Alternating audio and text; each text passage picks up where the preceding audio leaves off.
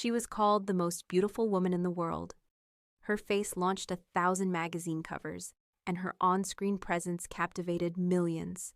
But what Hollywood didn't know, what the world didn't know, was that behind those famous dark eyes was one of the most brilliant scientific minds of the 20th century.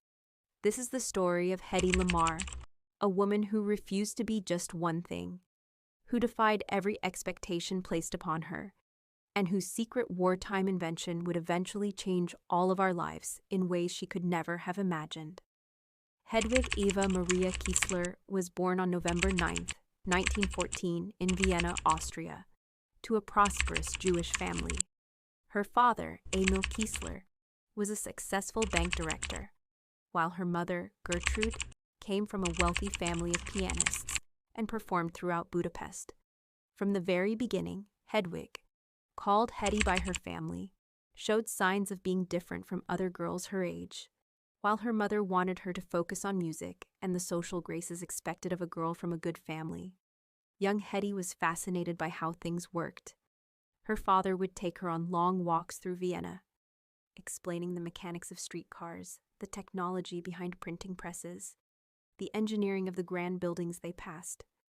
These conversations lit something inside her, a curiosity that would never be extinguished. But this was Vienna in the 1920s and early 1930s, a city of glittering cafes and avant-garde art, where Sigmund Freud walked the same streets as artists and intellectuals debating the future of Europe. For a beautiful young woman from a privileged background, there was really only one acceptable path: a good marriage to a suitable man. Hedy had other ideas. At 16, she dropped out of school and announced she wanted to become an actress. Her parents were horrified, but Hedy was determined. She began studying with a theatrical director and landed small roles in German and Austrian films. Then, in 1933, at just 19 years old, she appeared in a Czechoslovakian film called Ecstasy. The movie featured the first non-pornographic depiction of female orgasm in cinema history, along with an extended nude swimming scene. The scandal was immediate and international. Pope Pius XI condemned the film, Hitler banned it throughout Germany, and Hedy's conservative Jewish family was mortified. If Hedy thought the scandal would destroy her career, she was wrong. Instead, it made her infamous. And it was precisely this notoriety that attracted the attention of Friedrich Mandl, one of the wealthiest men in Austria. Mandl was an arms manufacturer, a dealer in weapons and military technology who sold to anyone who could pay. Mussolini's Italy, Hitler's Germany, even the Austrian government itself. He was also controlling, possessive, and jealous.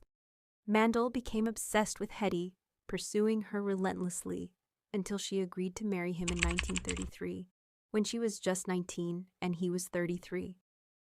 It's unclear whether Hedy married for love, for security in an increasingly dangerous Europe, or simply to escape the scandal that had engulfed her. What is clear is that she would come to regret the decision profoundly. Her marriage to Mandl was, by her own later accounts, a prison. He tried to buy up every copy of Ecstasy he could find, desperate to erase evidence of his wife's nude scenes. He forbade her from continuing her acting career. He kept her isolated in his castle, where she was expected to play the role of the perfect society hostess. But here's where the story takes its first unexpected turn. Mandl frequently hosted dinners and meetings with military officials, weapons buyers, and engineers. As his trophy wife, Hedy was expected to sit at these dinners, look beautiful, and say nothing. So she did exactly that. She sat, she listened, and she absorbed everything. Discussions about torpedo guidance systems, about radio frequencies, about the challenges of military technology in the coming war. The men around the table never imagined that the stunning young woman serving them coffee was filing away every technical detail they discussed. By 1937, Hedy knew she had to escape. Europe was sliding toward catastrophe. Hitler had risen to power in Germany. Austria's independence was increasingly threatened, and her husband's business meant he was deeply entangled with the Nazi regime. Hedy later claimed that she drugged her maid, stole her clothes, and fled during one of Mandel's parties, eventually making her way to London. The truth was probably less dramatic, but no less determined. She left with almost nothing, abandoning her marriage, her wealth, and her life in Vienna. She was 23 years old and starting over. In London, she met Louis B. Mayer, the legendary head of Metro-Goldwyn-Mayer Studios. Mayer was scouting for talent in Europe, and when he saw Hedy, he saw dollar signs.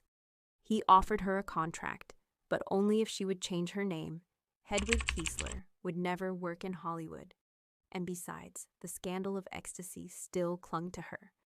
She chose Lamarr, inspired by the silent film star Barbara Lamarr.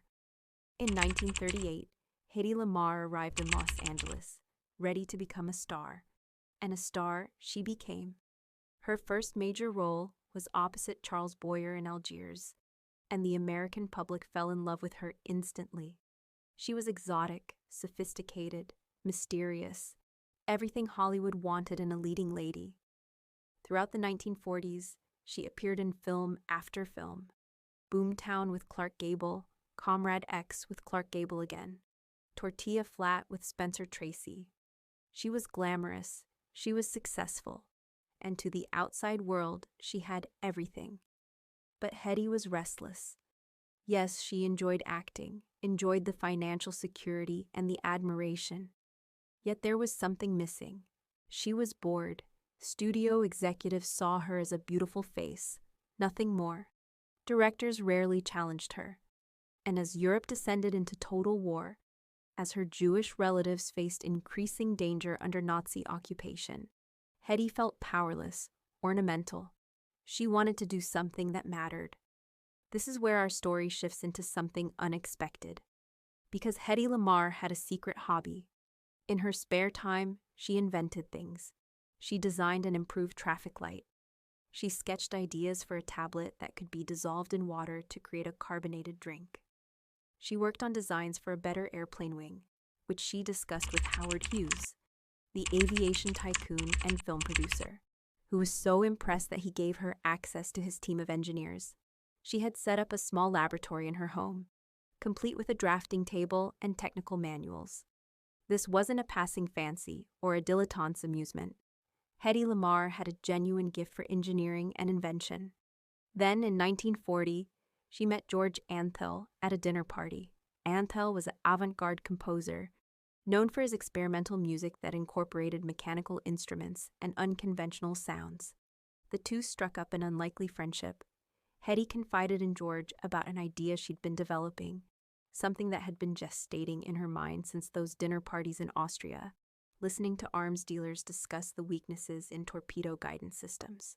The problem was this: radio-controlled torpedoes could be jammed by enemy forces simply by broadcasting interference on the same frequency. Once jammed, the torpedo became useless, spinning off course, or failing to detonate. But what if, Hedy wondered, you could make the radio signal hop between frequencies in a pattern that only the torpedo and the transmitter knew? An enemy couldn't jam what they couldn't predict.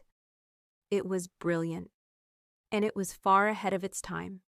Hedy and George worked on the concept together, with Hedy providing the technical framework and George contributing his knowledge of automated musical instruments, specifically player pianos, which used perforated paper rolls to determine which notes to play. They conceived of a system where both the torpedo and the guiding ship would have identical paper rolls, creating a synchronized pattern of frequency changes. They called it frequency hopping, and they were certain it could help the Allied war effort.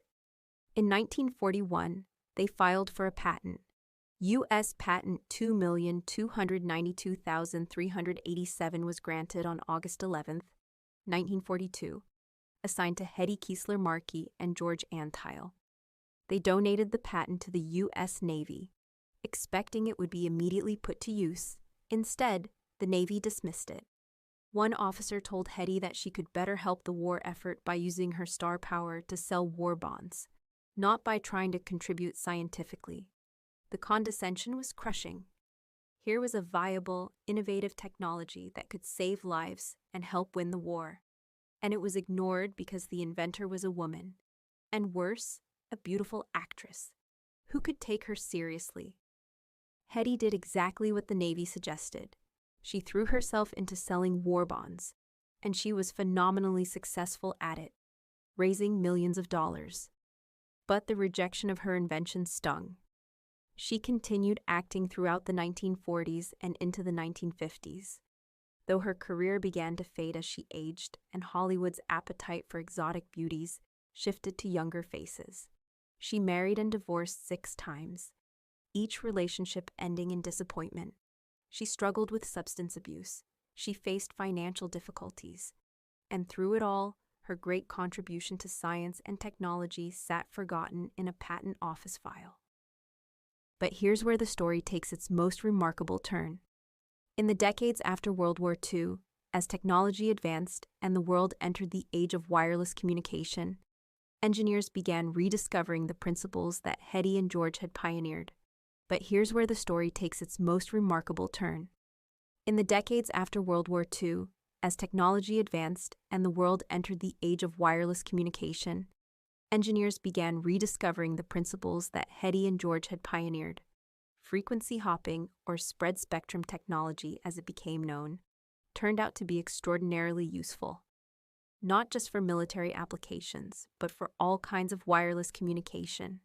In the 1960s, it was used during the Cuban Missile Crisis. By the 1980s, it was being incorporated into military satellite communications. And then, in the digital age, it became foundational to technologies we now use every day. Every time you connect to Wi-Fi, you're using a principle that Hedy Lamarr invented. Every time you use Bluetooth to connect your phone to your car or your wireless headphones, you're benefiting from her innovation. GPS systems, military communications, wireless computer networks, all of them rely on the frequency-hopping spread spectrum technology that a Hollywood actress invented in 1940 and that the world ignored for decades. It wasn't until 1997, when Hedy was 83 years old, that she finally received recognition for her invention. She was given the Electronic Frontier Foundation Pioneer Award, and the following year, she and George Antheil were inducted into the National Inventors Hall of Fame. When she received the news by phone, Hedy reportedly said simply, "It's about time." She was living in seclusion in Florida by then, largely forgotten by Hollywood, her face ravaged by age and by failed plastic surgeries that had tried to preserve her legendary beauty. She died 3 years later on January 19, 2000, at the age of 85. Today, Hedy Lamarr's legacy is finally being reassessed. She's no longer remembered only as a glamorous actress who once shocked the world with a scandalous film. She's celebrated as a legitimate inventor, a woman whose technical innovation was decades ahead of its time. Major technology companies have honored her memory.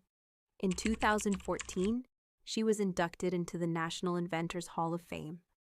Documentaries have been made about her life, books written, her story told to new generations of young women who might see in her an example of refusing to be defined by others' expectations. But there's something bittersweet in her vindication.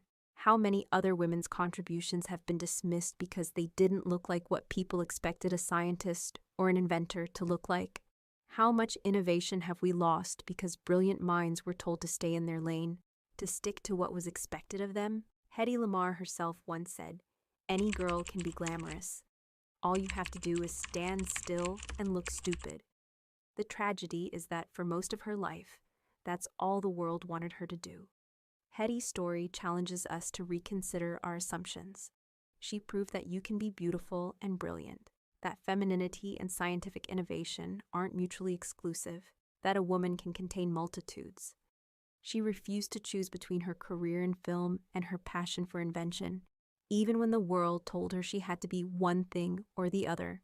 She fought against the limitations placed on her, not always successfully, not always happily, but persistently. In the end, perhaps the most remarkable thing about Hedy Lamarr isn't just what she invented, but what she represents. The countless women whose contributions have been overlooked, dismissed, or credited to others. Women who were told they were too pretty to be smart, too feminine to be technical, too much of one thing to possibly be another. Every time we connect to the wireless world she helped create, we should remember her name. Not as the most beautiful woman in the world, but as Hedy Lamarr, inventor, whose brilliant mind changed everything. What do you think of Hedy's story? Does it change how you think about the women whose contributions to history might have been overlooked? Let us know your thoughts. Please subscribe, and thank you so much for watching.